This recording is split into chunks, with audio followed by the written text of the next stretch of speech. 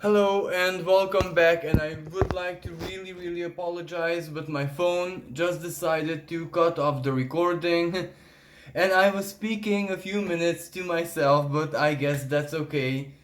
So let's continue the horoscope about the Saturn and the North Node square. I am not 100% sure if that's where I kind of was cut off, but better be safe than sorry. That is such an important energy that I would like to just finish my final thoughts about it. So yes, Saturn, it is the structure of our lives. Saturn is basically our mental image of what a stable life, what a stable, prosperous future based on authenticity and profound self knowledge looks for us, because that is the symbolism of Aquarius. As they say, first there was the word, first there was the thought. Basically, everything before it enters physical existence, manifestation, everything before it enters the telluric plane, well, it is a thought, it is an information, and it is that information, if basically developed sufficiently, if that information undergoes how should I say, a symbolic transformation, metamorphosis, maturization, where we add our own uniqueness, distinctiveness to it, but at the same time we integrate all of that which we have received as building material, including, or better said, especially mentally and intellectually right now, the very nature of Aquarius.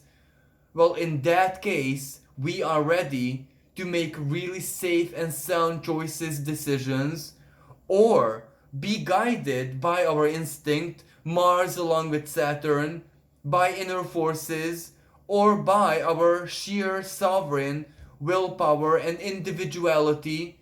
Basically, Saturn can represent the way we embrace and protect ourselves as well, because that is every single living being's first and number one karmic rule, mission. That is the divine charge. First of all, protect your integrity. That can also be seen as the Saturn and Mars conjunction taking place next week. So, this is how we know that something, someone, a group is definitely gonna be protecting themselves and their interests economically and politically. And whenever Mars is with Saturn, well, that can mean law enforcement, that can mean militaristic action, that can mean, and against who? Well, Aquarius is the people, it is the individual, it is the community, it is basically the human species, and also where?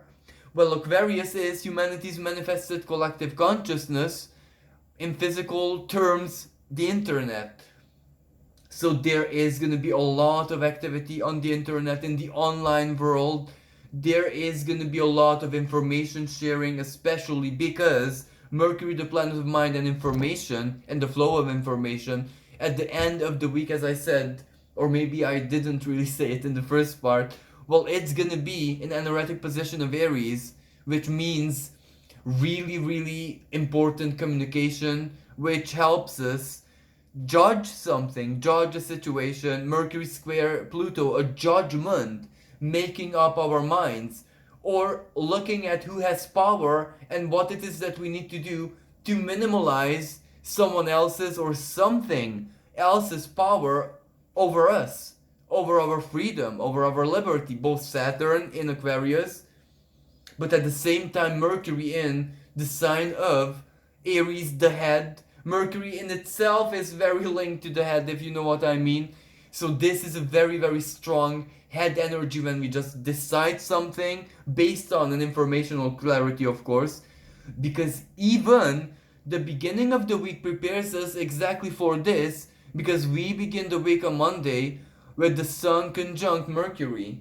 So that is already a lot of clarity, or maybe a good advice, or someone, as I said, the universe through someone holds the mirror there, that look, this is your situation and this is what you should be doing. And as we progress towards the week, Mercury meets asteroid Pallastina tactics, wisdom. We will know what the right choice is or the right direction to go into.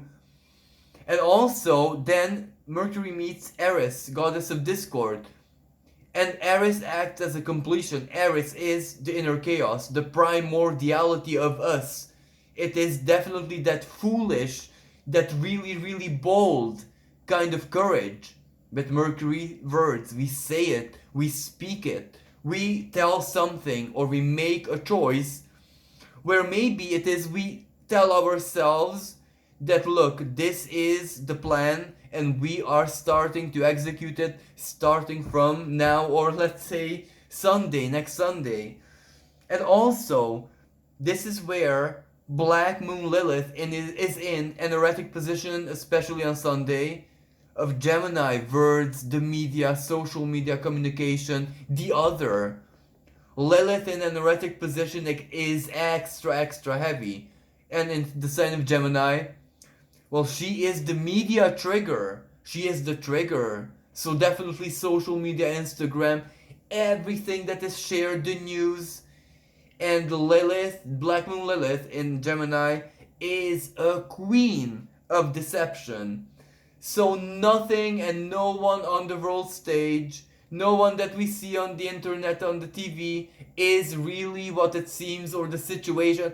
Lilith in Gemini is basically, is it a lie or is it a noble lie? Basically, you know, it's about lies. It is about alteration of reality through words. So we will see this playing out on the world stage where there will be a lot of information, counter information, truths, half truths. It's gonna be full. But of course, with this Eris, Mercury activating her, there's gonna be a lot of rebellious energy as well. So in some parts of the world, you know, spirits are gonna run really high. But none of this, none of what I said until now may even matter, because this meeting of Jupiter and Neptune, especially after after the 4th, after the 5th, when Venus is already also in the sign of Pisces, this mystical energy of the spirit, of the sacredness of the creator, basically Neptune, is gonna wash over us.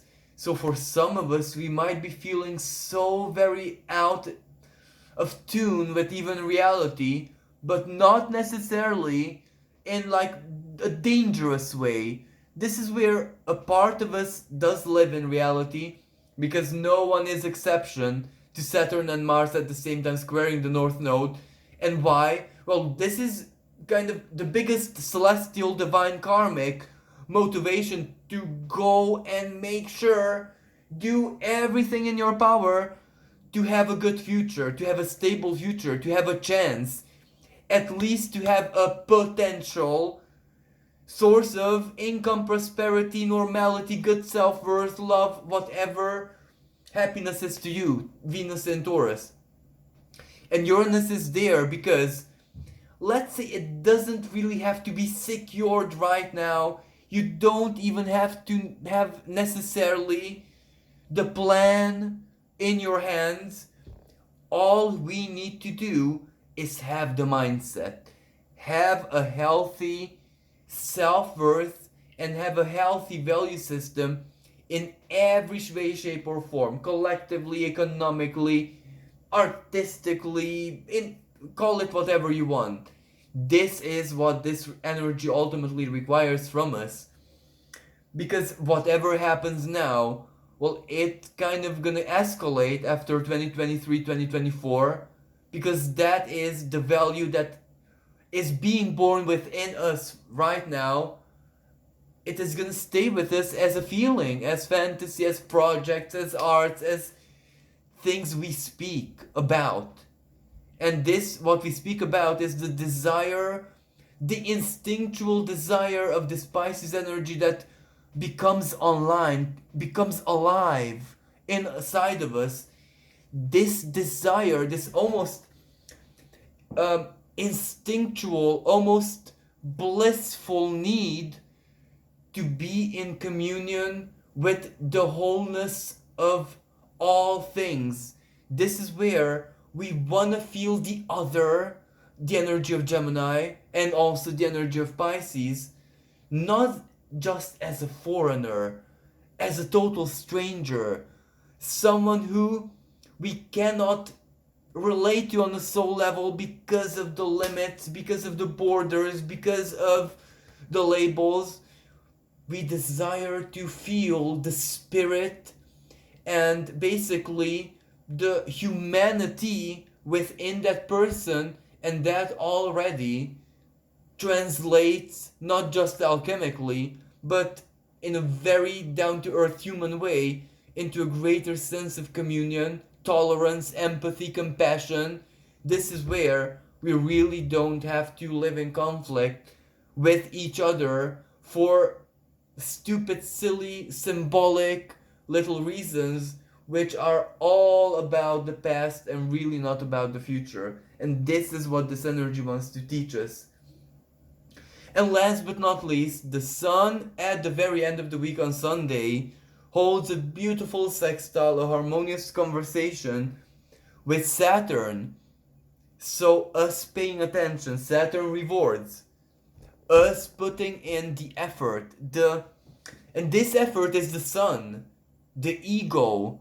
So what this means, if we just tune down the ego and muster this courage, because this does take courage to perceive, or at least to try and understand the other person as part of us